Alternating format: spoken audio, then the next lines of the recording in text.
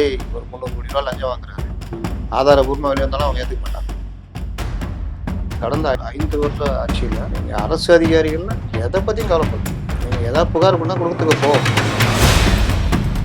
ஊழல் புகார் அதுக்கு எதாவது மாட்டினீங்கன்னா இருக்க மாட்டீங்க, பார்த்துக்கிட்டாங்க. உங்கள் இதை காப்பாற்றிது உங்கள் பொறுப்பு அப்படின்ட்டு. நம் தமிழ் நேயர்களுக்கு வணக்கம். இன்றைக்கு அரங்கத்துக்கு வந்திருப்பவர் மூத்த பத்திரிகையாளர் முத்தலிப்பு அவர்கள் வந்திருக்காரு. வணக்கம். வணக்கம். நீண்ட இடைவெளிக்கு பிறகு நாம சந்திக்கிறோம். அரசியல் களங்கள் இன்னும் சூடுபிடிக்க ஆரம்பிக்கல அப்படின்னு நிறைய பேர் பேசியிருந்தாலும் பல்வேறு விஷயங்கள் நடந்திருக்கு. பட்ஜெட் கூட்டத்துக்கு தொடர்புக்கு முன்பாக அமைச்சரவை கூட்டத்துல ஊழலை ஒழிப்பேன், அது யாரா இருந்தாலும் சரி, அது சமரசமே இல்லை அப்படின்னு சொல்லியிருக்காரு. தொடவும் விட மாட்டேன், தொட்டவனையும் விட மாட்டேன் அப்படின்னு சொல்லிட்டு அவர் ரொம்ப காட்டமா பேசியிருக்காரு. இந்த இது தொடருமா, இல்ல அப்படியே தூய்மையான ஆட்சி தான் இவங்களால தர முடியுமா? ஒரு 2 திராவிட கட்சிகளும் கிட்டத்தட்ட 66 வருஷங்கள், 67ல இருந்து 60 வருஷம் வரைக்கும் இவர்கள் நடத்திய இந்த ஆட்சியை பார்த்துருக்கோம். எல்லாம் எங்கே எடுத்தாலும் கரப்ஷனு, கலெக்ஷனு, இதான்.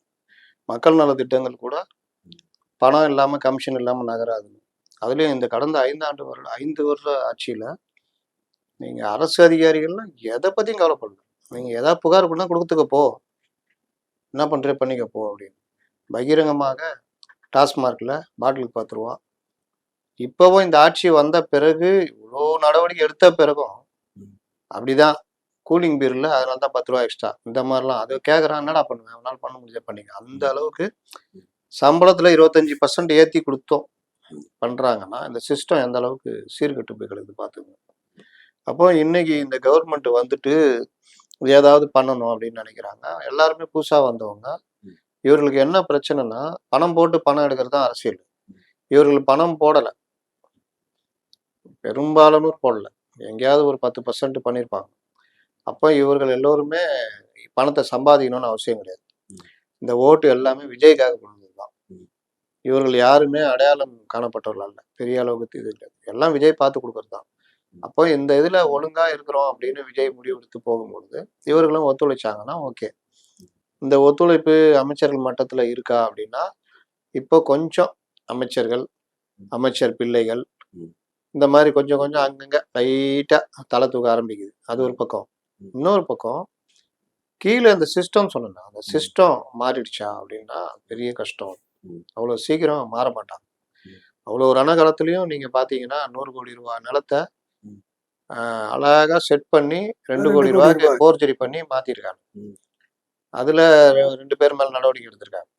ஆனால் இது மேலே வரைக்கும் யார் இதில் லிங்க் இருக்கிறாங்கன்னு பார்க்கணும். இது கடந்த ஆட்சியிலாம் ரொம்ப சாதாரணமாக நடக்கும், வெளியே வரும். அதுதான் இந்த நிகழ்வுக்கு பிறகுதான் அவர் நேற்று எச்சரிக்காரு, அது யாரா இருந்தாலுமே சரி நான் விட மாட்டேன் அப்படின்னு சொல்லிட்டு. நீங்க இவங்க அந்த எந்த அளவுக்கு இருக்காங்கன்னா, நான் சொன்ன மாதிரி தான், பாட்டில் 10 ரூபா வாங்கினா சஸ்பெண்ட் பண்ணுவேன், வேலையை விட்டு நீக்கிடுவேன்னு சொன்ன அப்புறம் வாங்கிட்டு இருக்காங்கல்ல.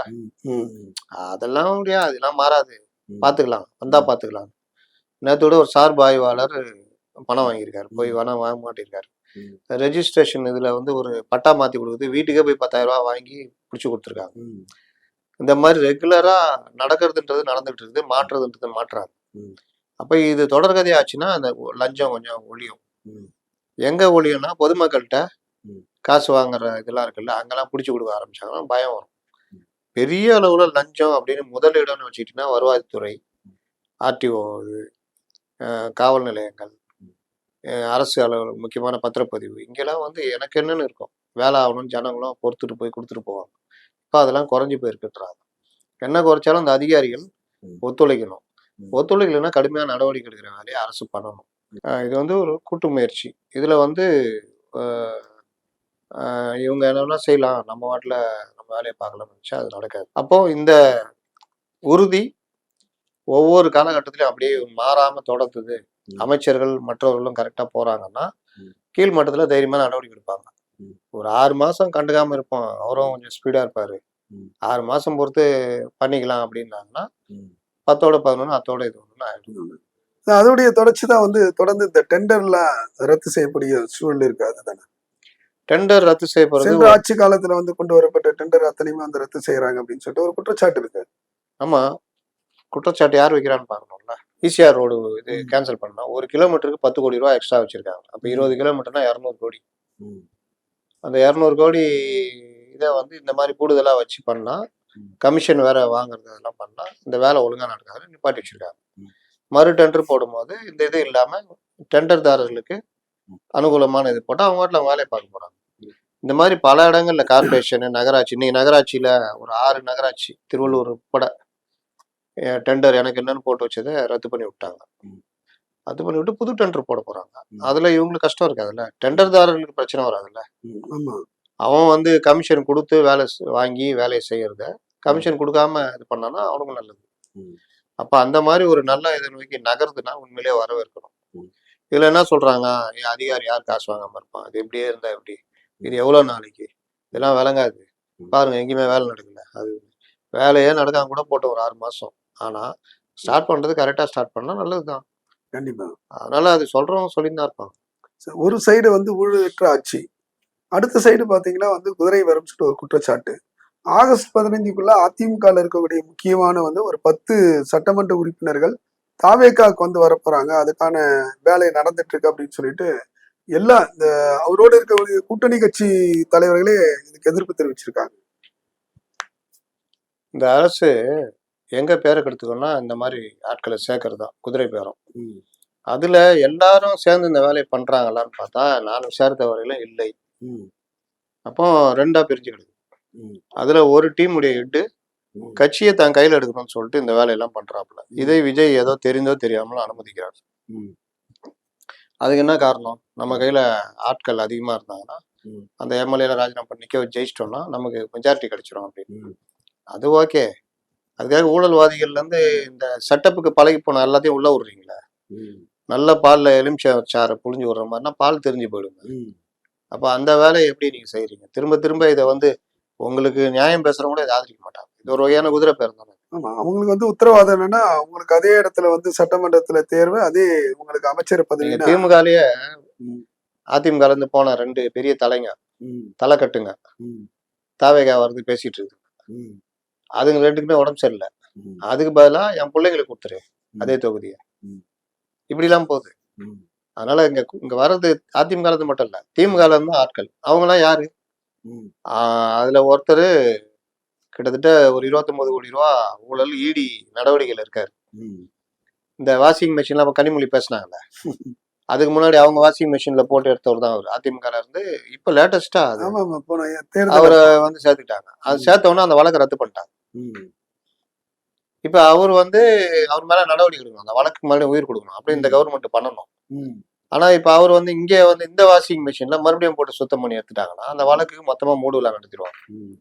அப்புறம் நீங்க எப்படி நேர்மையை பத்தி பேச முடியும்? முன்னாள் முதலமைச்சர் கூட அது வருதா தகவல் இருக்குது உண்மையா? என்ன முன்னாள் முதலமைச்சர் இன்னாள் ஓபிஎஸ்ன்னு சொல்லுங்களேன், என்ன பெரிய முன்னாள் முதலமைச்சர். அதுதான் சொல்றேன், 2 தலை கட்டுங்க, ஒன்னு வைத்தியலிங்கம், இன்னொன்னு ஓபிஎஸ். ம். அப்ப இந்த மாதிரி 2 பேரும் வருதுன்னா வைத்தியலிங்கம் மேல இந்த பிரச்சனை இருக்குது. ஓபிஎஸ் சொல்லவே வேணாம். ம். இந்த இந்த ஆட்சியை கவிழ்ப்பதற்கான ஒரு நிறுவனம் ஈடுபட்டதுல ஓபிஎஸ்க்கு நெருக்கமான நிறுவனம் தான். கண்டிப்பா. அப்படி இருக்கும்போது ஓபிஎஸ் இங்க வராரு, ம். பாத்துங்க 10ஓட 11 அத்தோட இது ஒண்ணு ஆயிடும். அதான் பிரச்சனை. ம். சரி, இப்ப இப்படி இருக்கும்போது வந்து வாக்களித்த இளைய தலைவர்கள் வந்து எப்படி பார்ப்பாங்க? ஒரு சைடு வந்து இதான் நம்ம பேசினாப்புல, அரசியல் கலாச்சாரம் என்பது ஆரோக்கியமா இருக்குமா? வாக்களித்த இளைய தலைமுறை விஜய்க்காக தான் வாக்களிச்சாங்க. இல்ல அவங்க அதே விஜய் ஆட்சியில இது போல தவறுகள் நடக்கும்போது அது எப்படி பார்ப்பாங்க அப்படிதான் கேட்கிறேன். அவங்கள பொறுத்த வரைக்கும் ஆர்டிஓ ஆபீஸ்ல லஞ்சம் இல்லை, மற்ற இடங்கள் லஞ்சம் இல்லை, ம். பல விஷயங்கள் கரெக்டா நடக்குது. ம். அது தாண்டி ம். நீங்க அந்த ஒரு தலைவர் மேல இருக்கிற ஒரு பற்று இருக்குல்ல, அந்த ம். தலைவனும் தப்பு. நாளைக்கே விஜய் ஒரு 300 கோடி ரூபாய் லஞ்சம் வாங்குறாரு, ம். ஆதாரபூர்வமா வெளியே வந்தாலும் அவங்க ஏத்துக்க மாட்டாங்க. அவர் ம். வாங்கல, அவரு நல்லவர் தான், நீங்க ம். போய் சொல்றீங்கன்ற மாதிரி ம். இருப்பாங்க. அதனால அந்த கல்ட் ஃபாலோவர்ஸ்னு ம். அவங்களெல்லாம் நீங்க ஒன்றும் பண்ண முடியாது. ம். இளைய தலைமுறை நீங்க இன்னும் இன்னைக்கும் எடுங்க, ம். திமுக அதிமுக 2த்தையும் பாத்தீங்கன்னா அதோட தாவேகா பெட்டர் தான் அவங்க பார்ப்பாங்க. ம். இன்னொன்னு இப்போ இந்த ரத்து பண்றது இதையே வந்து குற்றம்னு சொல்றவங்க, அப்ப அவ்வளவு கமிஷன் அடிச்சதை பத்தி யாராவது பேசுறாங்களா பாத்தீங்கன்னா? இது எல்லாமே இந்த மெயின் ஸ்ட்ரீம் மீடியாக்கள், இந்த பத்திரிகைகள், ம். இந்த இது எல்லாமே அந்த சைடு தான் இப்போ இருக்காங்க. ம். ஜெய ராதாகிருஷ்ணன் நம்ம ம். எல்லாருக்குமே பழக்கமான நண்பர் தான். ஆனா அவருக்கு நம்ம வந்து நற்சான்றிதழ் கொடுக்க முடியுமா? அவரு இபில டான்ஜெட்கோல இருக்காரு. ம். அவரு இருக்கிறாருன்னா போன ஈபில என்னென்ன நடந்ததுன்னு ஊருக்கே தெரியும். தெரியும். ஈவன் டாரிஃப் மின் கட்டண உயர்வு உட்பட அவர் டான்ஜெட்கோல இருந்து பரிந்துரைக்கிறாங்க. ஆமா. இந்த கவர்மெண்ட் வந்து ஒரு வெள்ளை அறிக்கை வெளியிடுறாங்க. எந்த அளவுக்குலாம் ஊழல் நடந்திருக்குன்னு அதை வெளியிடுறாங்க. ம். வெளியிட்டுட்டு இந்த மின் கட்டண உயர்வு பரிந்துரையை ரத்து பண்ணி விடுறாங்க. ம். நீங்க எல்லாருக்கும் பாத்தீங்கன்னா இந்த மாசம் கட்டணம் ஜாஸ்தி வந்திருக்கும். ம். ஏன்னா மின் கட்டண உயர்வு ம். சைலண்டா அமல்படுத்திட்டாங்க. ம். ஆனா அடுத்த பில்லு வந்து உங்களுக்கு அந்த அளவுக்கு வராது.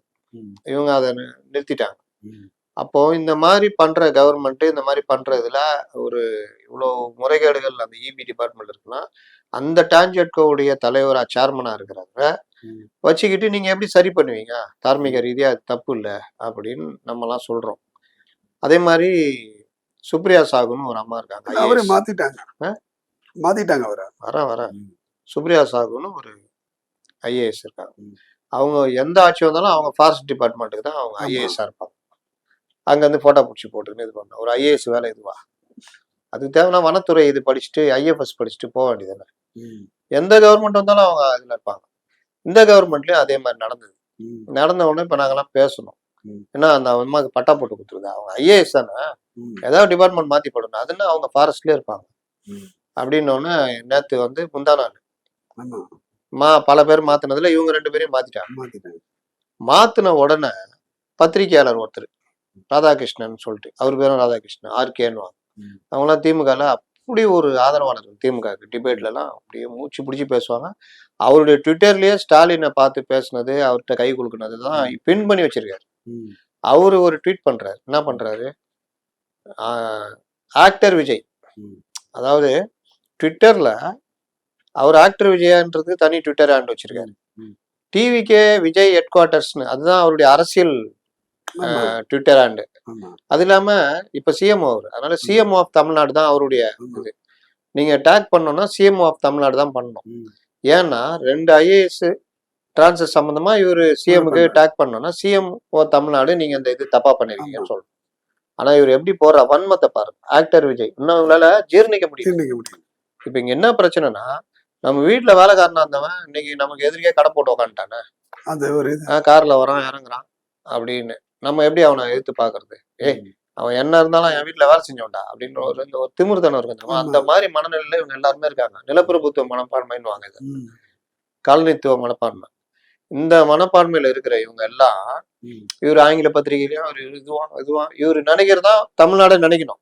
ம். இவர் நினைக்கிறதா தமிழ்நாடுக்கே கரெக்டான விஷயம். இவர் நினைக்கிறதா கரெக்ட். இப்படி தெரியறது. ம். அதனால ஆதாயங்கள் அடையிறது இதெல்லாம். அந்த சேர்மனே ஜூனியர் ஆர்டிஸ்டா போயிட்டாருல, வாக்கிங் ஆமா. ஜூனியர் ஆர்டிஸ்டா போயிட்டாரு. அப்போ வேலை செய்யறவனுக்கு இன்னும் தைரியம் வரும்ல. அவர் பின் பண்ண பிக்சர்லயே அவன் சேர்மன் கூட இருப்பாரு, ம். பழைய சேர்மன் இந்து ராம். அப்ப இவர்கள் எல்லோரும் சேர்ந்து அந்த இந்து பத்திரிகையுடைய பாரம்பரியன்றத ஒரு 4-5 பேரு கிட்டத்தட்ட அழிச்சிட்டாங்க. திமுக ஆதரவுன்ற மாதிரி கொண்டு போயிட்டாங்க. ஐயோ இவரு திமுக ஆதரவாளாச்சு, இவரு திமுக ஆதரவு, இப்படி ம். விரல் விட்டு சொல்ற மாதிரி ஒரு 4-5 பேர் இருக்கிறாங்க. அதுல இவரு தான் கேப்டன், இந்த ஆர்கே. அவர் என்ன பண்றாரு? ஆக்டர் விஜய், ம். நீங்க பகிரங்கமாக ம். சுப்ரியா சாகுட்டியும் ராதாகிருஷ்ணன்ட்டையும் மன்னிப்பு கேட்கணும். ம். மன்னிப்பு கேட்டுட்டு அவர்களை மீண்டும் அதே பதவியில் உட்கார வைக்கணும். ம். இந்த மாதிரி முட்டாள்தனமான வேலையெல்லாம் செய்யாதீங்க. ம். இவர் பேசுறாரு. இவரு ஓட்டு போட்டு தேர்ந்தெடுத்து வச்சுக்கிறாங்க இவரை. அதாவது டிரான்ஸ்ஃபர் பண்ணதுக்கு மன்னிப்பு கேட்கணுமா அவங்கள்ட்ட? ஏன்னா அவங்க தெய்வத்தின் தெய்வங்கள். அவங்க ஐஏஎஸ் ஆஃபீஸர் தானே. எங்க வேணா வேலை பார்ப்பாங்க. இன்னைக்கு ஒருத்தர் போட்டு கிளின்னு கிழிச்சிருக்காரு. யார்? ராதாகிருஷ்ணன். அது என்னன்னா இன்னைக்கு இருக்கிற ஊடகங்கள், இந்த இவனுங்க ரிப்போர்ட்டர்ஸ் எல்லாம் அறகுற மென்டாலிட்டி. ம். இவங்களுக்கு எதுவுமே தெரியல. எங்கேயாவது ஆபீஸ்ல வேலைக்கு போறது வேலை இங்க வந்து சாண்டானுங்க. ம். அதுல ஃபேஸ்புக்ல போட்டுக்கிறது, அதுல போட்டுக்கிறது, யாரையாவது பேச ஏதாவது இது பண்ணா அவங்களோட போட்டோ எடுத்து போடுறது ஃபேஸ்புக். இதை பாக்குறது ஊர்ல இருக்கிறவங்க எல்லாம் பார்த்துட்டு பெரிய பெரிய எதிரா கொஞ்ச நாள் 3 வருஷம் வேலை செஞ்சானா மூத்த பத்திரிகையாளர் ஆயிடலாம். அதுக்கப்புறம் என்ன நினைச்சுக்கிறான்? நமக்கு எல்லாம் தெரியும் நினைச்சுக்கிறான். அதுக்கப்புறம் இவரு ஒரு அரசியல் இதாகிட்டு இப்படிதான் உருட்டுறானுங்க. ம். அடிப்படை இவ்வளோ பேசுறவனுங்க ம். ஒரு 6 மாசத்துல ஆட்சி கவிழும் அப்படின்னு சொன்னா எப்படி சார் கவிழும் சொல்லுங்க சார் அப்படின்னு கேட்க மாட்டாங்க. அது கேட்க மாட்டாங்க. மைக்கு மடக்கிட்டு சூட்டின்னு போயினே இருப்பானுங்க. 6 மாதத்தில் ஆட்சி கவிழும் என்று ஸ்டாலின் சொல்கிறார். அப்படி இது பற்றி சொல்லுங்கள் மிஸ்டர் ரமேஷ் அப்படின்னா, இது என்பது நீங்கள் பார்த்தீர்கள் என்றால் திமுக ஆட்சி 1967 வந்துச்சுன்னு ஆரம்பம் வந்தது. அண்ணா இருந்தார், அவர் இருந்தார். இந்த நிலையில் ஸ்டாலின் ஆட்சிக்கு வந்த இந்த நிலையில் 2027 தோற்று விட்டார். அந்த இதுல இது தாண்டி கேள்வி கேட்கறதோ எதுவுமே கிடையாது. இப்ப இந்த குரூப் எல்லாமே சார்பு இதுல இருக்கு. இந்த மாதிரி குரூப்புகளுக்கு ஒரு அறிவாளி யாருன்னா இந்த மாதிரி ஆர்கே மாதிரி ஆட்கள். அப்ப இவர்கள் யார் அந்த ராதாகிருஷ்ணன் யூடியூப்ல யார் அவரு? நான் எல்லையில போய் போர் புரிஞ்சவரா? ஒரு ஐஏஎஸ் ஆபீசர். அதிகபட்சமா போன் பண்ணா சொல்லுங்க முத்தலீஃப் அப்படின்னு பேசுவாரு. ஏதாவது சின்ன ஆப்ளிகேஷன்னா பண்ணி கொடுத்துருவாரு. ஒண்ணு எனக்கு நல்லவரா? நீங்க ஐஏஎஸ் ஆக தமிழ்நாட்டுக்கு என்ன பண்ணி அதானே?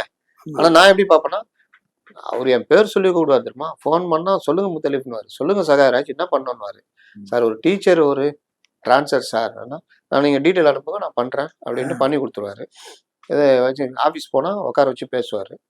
ஒரு பெரிய ப்ரெஸ் மீட்ல நம்ம கேள்வி கேட்கணும்னா நம்மள்ட்ட தனியா பேசுனா பேசுவாரு. நல்ல மனுஷன்பா. இதுதான் அந்த காலத்துல.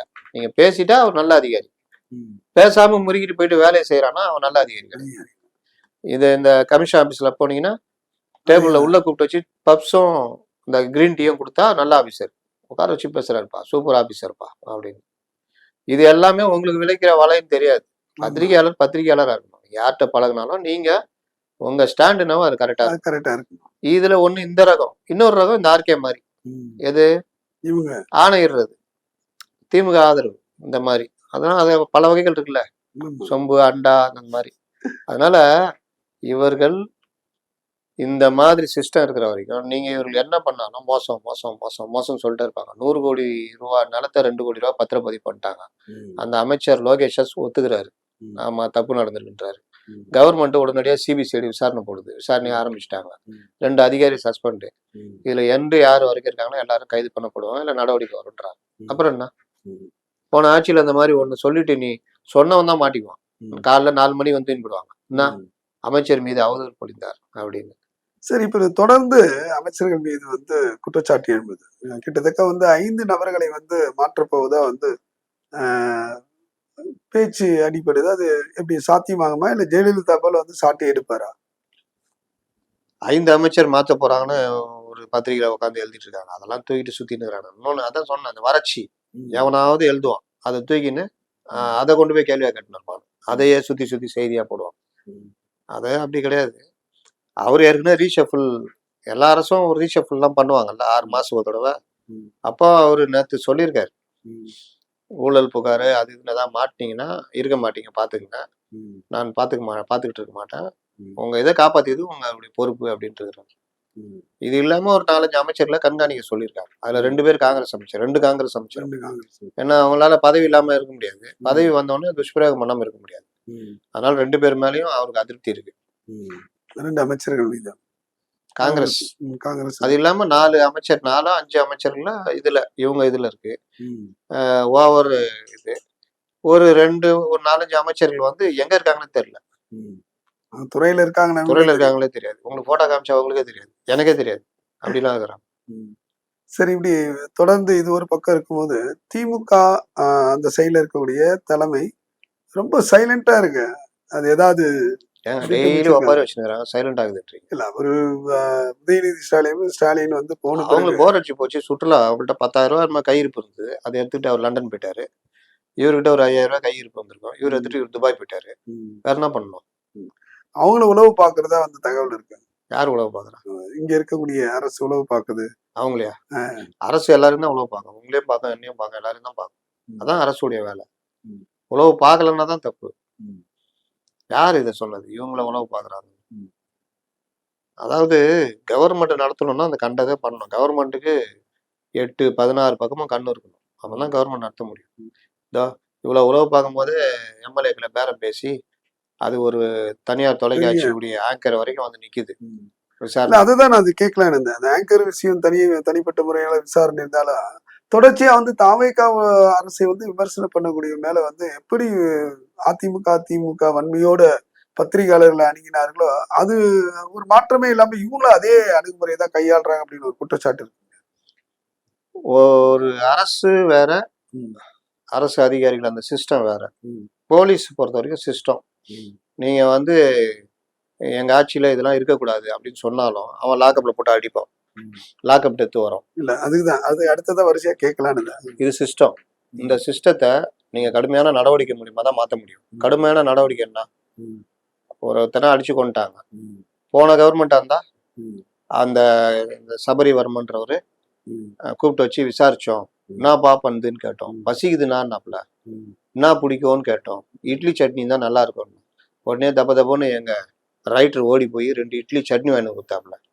சட்னி வாங்கி இட்லி சாப்பிட்டு இருந்தாரு. தம்பி இருப்பா தண்ணி எடுத்துட்டு வரேன்னா அதுக்குள்ளே இட்லி சாப்பிட்டு தொண்டையில் சிக்கிக்கிச்சு. விக்கல் எடுக்கிறது தண்ணி கொடுக்கறதுக்குள்ள அவர் செத்து விட்டாரு அப்படின்னு முதலமைச்சரே படிப்பாரு சட்டசபையில. ம். படிச்சிருக்காரா இல்லையா? வச்சிருக்காரு. 4 நாள் பொறுத்து 19 இடங்கள்ல அடிச்சு ம், கை எலும்புலாம் உடைஞ்சி ம், கழுத்து நெரிக்கப்பட்டு தலையில அடிபட்டு மூளையில ரத்தம் கட்டி ம், அதனால ஏற்பட்ட மூச்சு திணறல்ல இதயம் நின்றுச்சு, இறந்துட்டாரு. ம், இதுதான் டெத்துக்கு இது. ம், அப்போ இதையும் படிப்பாரு முதலமைச்சர். படிச்சுட்டு ம், நடவடிக்கை எடுனா நடவடிக்கை எடுக்க மாட்டாங்க.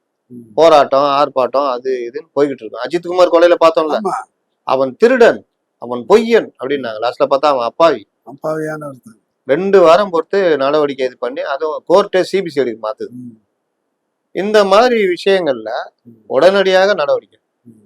3 அது பேர் தொடர்ந்து அரெஸ்ட். lock up சொல்லிடுறேன். எடுத்து, 3 பேர் அரெஸ்ட், ம், அவங்க சஸ்பெண்டு. ம், 8 பேர் கைதிங்க மேலே நடவடிக்கை. ம், அதை சொன்னா ம், 36 மணி நேரம் ஆயிடுச்சே ம், அப்படின்னு. டேய் நீங்க எப்பதான்டா திருப்தி ஆவீங்க? ம், ஏன்னா போன கவர்மெண்ட்டுக்கும் இந்த கவர்மெண்ட்டுக்கும் நடவடிக்கை எடுக்கிறான் பாரு. ம். இந்த மாதிரி நடவடிக்கை எடுத்தா போலீஸுக்கு பயம் வரும். கண்டிப்பா. நம்மள கைது பண்ணுவாங்க, லாக்அப் டெத்னா கைது பண்ணுவாங்க அப்படின்னு. ம், நடவடிக்கை எடுக்காம இந்த இட்லி சாப்பிட்டாரு தொண்டையில் சிக்கிக்கிச்சின்னு பண்ணாதான் இன்னும் 4 பேரை கொள்வோம். ம், அடுத்து என்கவுண்டர் ஏதாவது நடந்ததுன்னா நடத்த விடாம பாத்துக்கணும். ம், நடந்துச்சுன்னா அந்த அதிகாரி மேல நடவடிக்கை எடுக்கணும். அப்ப பயம் வரும். ம், இந்த மாதிரி விஷயங்கள்லாம் பண்ணதான் சிஸ்டம் மாறும். ம், அது பண்ணாத வரைக்கும் சிஸ்டம் மாறாது. ம். அப்ப நீங்க சொல்ற இந்த விஷயங்கள்லாம் என்ன ஆகும்னா, இந்த சிஸ்டம் இருக்கிற வரைக்கும் அது இருந்துட்டு தான் இருக்கும். ம், ஒரே நாள்ல எல்லாம் அப்படியே புத்தன் இயேசு ஆயிடுவானா? ம். அதிகாரிகள் லஞ்சம் வாங்காம இருப்பானா? ம், கான்ஸ்டபிள் ஹெல்மெட் இல்லைன்னு குடிக்கிறாரு, ம், அதெல்லாம் முடியாதுப்பா, லஞ்சம் வாங்கக்கூடாது கவர்மெண்ட்டுப்பா, நீ ஃபைனை கட்டு அப்படின்னு கட்ட சொல்லுவாங்களா? ம், தனியா கூட்டு போய் வாங்கிட்டு அப்பதான் செய்வாங்க. ம்.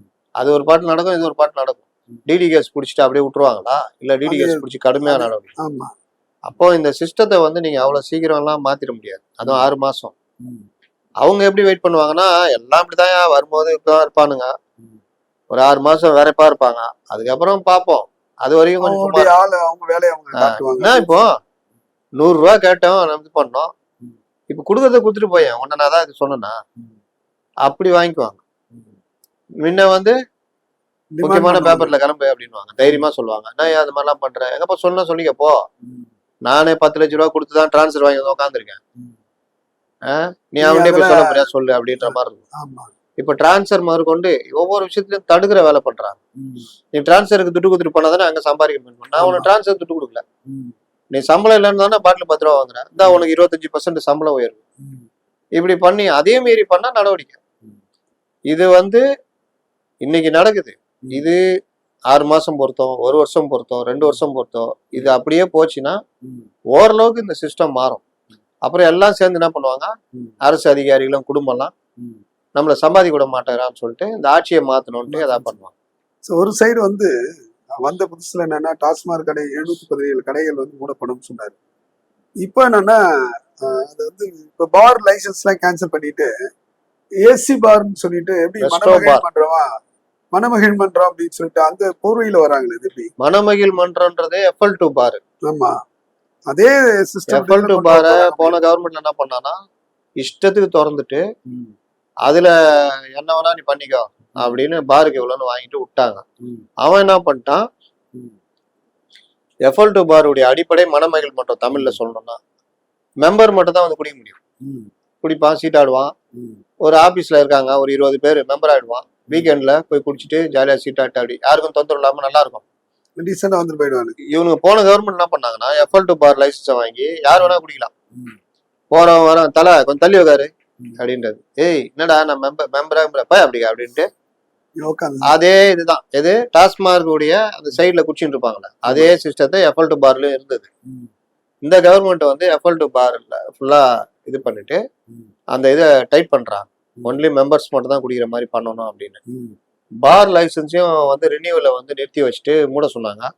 அப்புறம் இவங்க எல்லாம் போலாம், அதிகாரிகளும் சேர்ந்துட்டு போய் அமைச்சரை ஒரு மாதிரி கேரோ பண்ணி, சரி நான் புது விதி போடுற வரைக்கும் 2 மாசம் நடத்திங்கன்னு கொடுத்துட்டாப்புல. இது ஒண்ணு.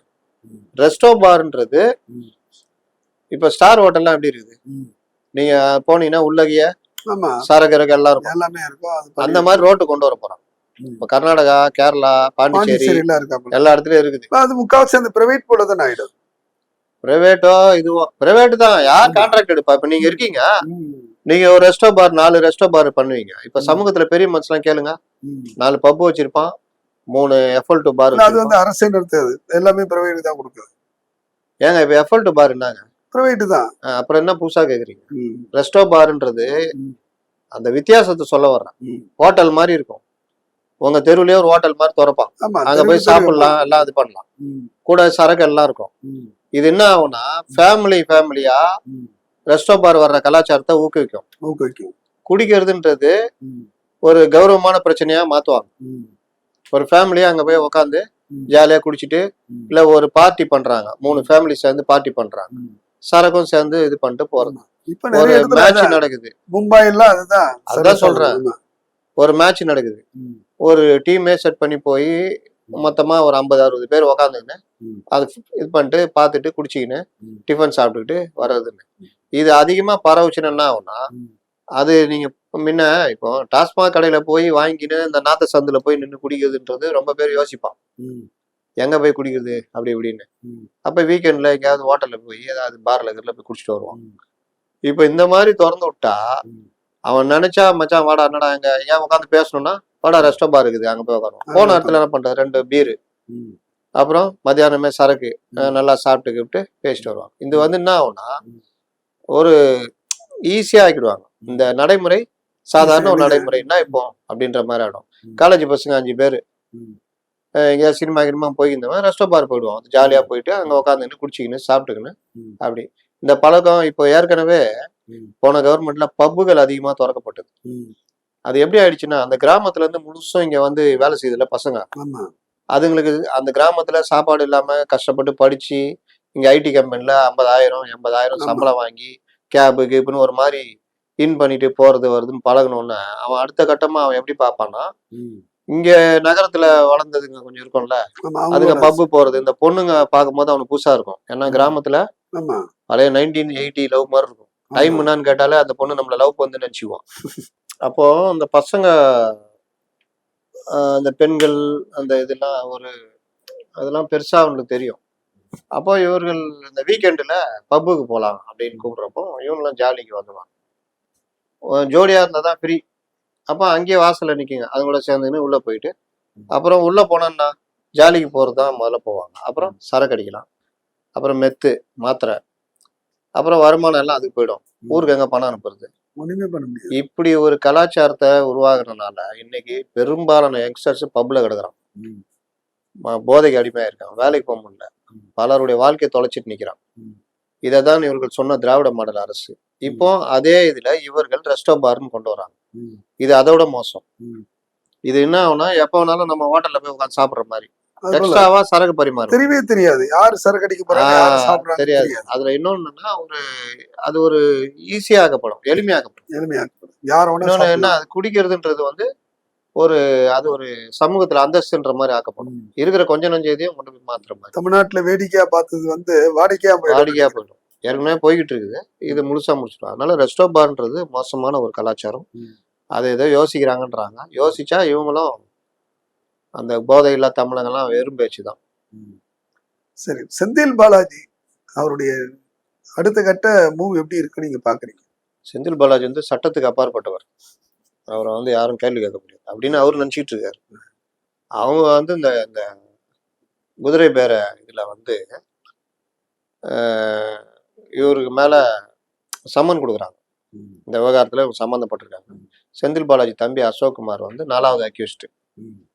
அதுல குற்றம் சாட்டப்பட்டவர்ல 4வது அஃபேர்ல ஒரு பேர் இருக்கு. ம். அப்போ இது சம்மன் கொடுத்தா ம். இவர்கள் 2 பேருமே தலைமறைவு. ம். அதற்கு பிறகு ம். முன்ஜாமீன் கேட்குறாங்க. ம். முன்ஜாமீன் கேட்டோன்னா நீதிமன்றம் விசாரணைக்கு தான் அவங்க ஒத்துழைக்கிறேன்றாங்கல்ல, ம். அதனால முன்ஜாமீன் கொடுக்குறாங்க. ம். இவங்களும் விசாரணைக்கு நாங்கள் ஒத்துழைக்கிறோம், எங்கேயும் நாங்கள் ஓட மாட்டோம். ம். சரி ரைட்டு. அப்போ முன்ஜாமீன் கண்டிஷன் என்ன? ம். டெய்லி காலையில கையெழுத்து சாயந்தரம் சைன் போடணுமா? பண்ணணும். முன்ஜாமீன் வாங்கிட்டு வந்தாச்சு. ம். மறுநாள் இந்த இவங்க லகட பாண்டிகள்லாம் ம். செந்தில் பாலாஜி கையெழுத்து போட வரவில்லை ம். அப்படி இப்படின்னு கைதாவாரா? ம். கோர்ட்டு நடைமுறை தெரிஞ்சவன் அந்த ஆபீஸ்ல இருப்பான்ல, ஒவ்வொரு ஆபீஸ்ல அவன்கிட்ட கேட்கணும்ல. ஆமா. நீங்க முன்ஜாமீனுக்கான டாக்குமெண்ட் ஒர்க்கு மற்றதெல்லாம் முடிஞ்சு ம். அது ஸ்டேஷனுக்கு வந்து அதுன்னு எப்படியும் ஒரு 4-5 நாள் ஆகும். ஆமா. அப்போ அதுக்கப்புறம் தானே கையெழுத்து போட வருவாங்க. ஆமா. அதுக்கு பிறகு 2 நாள் பொறுத்து அந்த கோர்ட் ரிப்போர்ட்டர் விளக்கம் கொடுக்குறான், அது அப்படி போகுது. ம். அதுக்கு பிறகும் கையெழுத்து போட வரல. ம். அப்புறம் பார்த்தா இவர் கடிதம் எழுதுறாரு ம். கமிஷனருக்கு. ம். இவர் HOPF இவர் கடிதம் எழுதுறாரு, இந்த மாதிரி நான் டெய்லி என்னை கையெழுத்து போட சொல்லி கூப்பிடுறீங்க, ம். நான் எங்கும் ஓடி ஒளிந்து விடவில்லை, ம். இங்கேதாங்கிறேன், ம். என்ன எதுக்கு நீங்க இது பண்றீங்க? சரி, என் பேர் கூட அதுல இல்ல, அப்புறம் எதுக்கு கூப்பிடுறீங்க? என் பேரு என் தம்பி பேரும் இல்ல. ம். உங்க பேர் இல்ல, உங்க தம்பி பேர் இருக்கு. ம். உங்களை சொல்லியிருப்பாங்க ம். குற்றவாளிகள். ம். அப்ப விசாரணை கூப்பிட்டா அவங்க உங்கள்ட்ட விசாரிச்சு அதை பொறுத்து தான் அடுத்து மாறும். ம். எஃப்ஐஆர் வந்து பொதுவா போடுவாங்க, சார்ஜ் ஷீட் போடும்போது கூடுதலாக ஆட்களை சேர்ப்பாங்க. அண்ட் அதர்ஸ் தான் போட்டிருக்காங்களா, அப்புறம் என்ன? அப்போ இந்த விவகாரத்துல இவரு ம். முன்ஜாமீன் கண்டிஷனே மீறாரு. ம். முன்ஜாமீன் கண்டிஷன்னா 2 வேளை சைன் பண்ணணும், ம். அதை நீங்க மீறவே முடியாது. மீறினீங்கன்னா போலீஸ் போய் முன்ஜாமீன் விதியை மீறி கேன்சல் பண்ணிடுவாங்க. கேன்சல் பண்ணிட்டு அரெஸ்ட் கூட பண்ணலாம். ம். அப்ப அதை தெரிஞ்ச ஒரு லெட்டர் எழுதுறாருன்னா, நீங்க காவல்துறை சட்டத்தை பொறுத்த வரைக்கும் நீங்க குற்றம் சாட்டப்பட்டவர். ம். குற்றம் சாட்டப்பட்ட ஒருத்தர் எப்படி கமிஷனர் லெட்டர் எழுத முடியும்? ம். இவர் எழுதுறாரு. எழுதுறாரு. நாளைக்கு ஒரு அக்யூஸ்டு செயின் ஸ்நாட்ச் பண்ணிட்டு மாட்டிக்கிறான், அப்புறம் ஜாமீன் கொடுக்குறாங்க. ஜாமீன்ல டெய்லி வந்து கையெழுத்து போடணும். அவன் நான் எங்கேயும் போல, உங்க கமிஷன் ஆஃபீஸ் பக்கம் தான் சுத்தி நிற்கிறேன், டெய்லி பைக்ல அப்படிதான் போறேன் வர்றேன், இங்க எதிரில் டீ சாப்பிட்றேன், அப்படியே 2 தம் அடிக்கிறேன், உள்ள வந்து அப்படி பாட்டு போறேன், எனக்கு எதுக்கு டெய்லி வந்து கையெழுத்து போட சொல்றீங்க? ம். கையெழுத்து போட்டா நீங்க வேற செயின் ஸ்நாட்ச்ல என்ன பிடிச்சிட்டீங்கன்னா அப்படின்னா, இவர் அப்படிதான் எழுதுறாரு. வேறு கேஸில் என்னை கைது செய்யுன்னா செய்வாங்க, அது அவங்க இஷ்டம். ம். இப்படிலாம் யாராவது இது வாங்கிட்டு வர முடியுமா? வாங்கலாம். எங்க வாங்கலாம்னா நீதிமன்றத்துல போய் நீதிமன்றம் முடியாது. நான் வந்து சைன் பண்ண போனா ம். என்ன இந்த மாதிரி வழக்குல அப்படின்னா நீதிமன்றம் என்ன வழக்குலன்னு கேட்கும். ம். இல்ல அது எனக்கு தெரியாது, அது கண்டிப்பா. தெரியாம நீ கற்பனை பண்ணதெல்லாம் நாங்க ஆர்டர் போட முடியாது. ம். இல்ல இந்த வழக்கு இருக்கு அந்த வழக்கு இருக்குன்னா அந்த வழக்குல இந்த இது முடிகிற வரைக்கும் அவர் கைது செய்யாதுன்னு நீதிமன்றம் ஒரு தளர்வு கொடுக்கும். கண்டிப்பா. நீங்க அதெல்லாம் விட்டுட்டு நீதிமன்ற முன்ஜாமீன் கண்டிஷனை மீறிட்டு ம். என்னை உள்ள வந்தா நீ கைது பண்ணிட்டீங்கன்னு நீ அவங்கள்ட்ட போய் கேள்வி கேட்டா ம். அவங்க உங்களுக்கு எப்படி கைது பண்ண மாட்டேன்னு பதில் சொல்றது யாருக்கு அதிகாரம் இருக்கு? இவங்க நீதிமன்றத்துக்கு மட்டும்தான் அதிகாரம் இருக்கு. அதிகாரம். ம். அதனால இவர் வந்து சட்டத்துக்கு அப்பாற்பட்டவர் மாதிரி இவங்க பண்ணிட்டு இருக்காங்க. சரி, நீங்க கடிதம் எழுதுறீங்க, உங்க தம்பி ம். அவர் எந்த அமைச்சரா இருந்தாரு? அமைச்சர்லாம் சட்டத்துக்கு முன்னாடி எங்கங்க முன்னாள் அமைச்சர், அவ்வளவுதான். தூக்கி 1 வருஷம் உள்ள வச்சாங்கல்ல. இதுல எதுவுமே பண்ண முடியாது. என்ன இவங்க ஆட்சியில் இருந்தனால உள்ள வசதி பண்ணி கொடுத்தாங்க, மத்தபடி அவ்வளவுதான். ஜெயில் தானே. இன்னும் டெய்லி அமைச்சர்ன்றதுனால வாரத்துல 2 நாள் வெளியில வந்துட்டு போலாம், வீட்டுல போயிட்டு சாப்பிட்டு சினிமா கினிமாலாம் பார்த்துட்டு மறுபடியும் திங்கக்கிழமை காலையில போய் சகல ஜெயிலுக்கு வசதியும் தானே பண்ணி கொடுத்தாங்க. ஜெயில் வாழ்க்கை எங்க வாங்க? அதனால ஜெயிலோ சட்டமோ அமைச்சர் யாரெல்லாம் பார்க்க முதலமைச்சர் உள்ள உட்கார வைக்கலாம். கண்டிப்பா.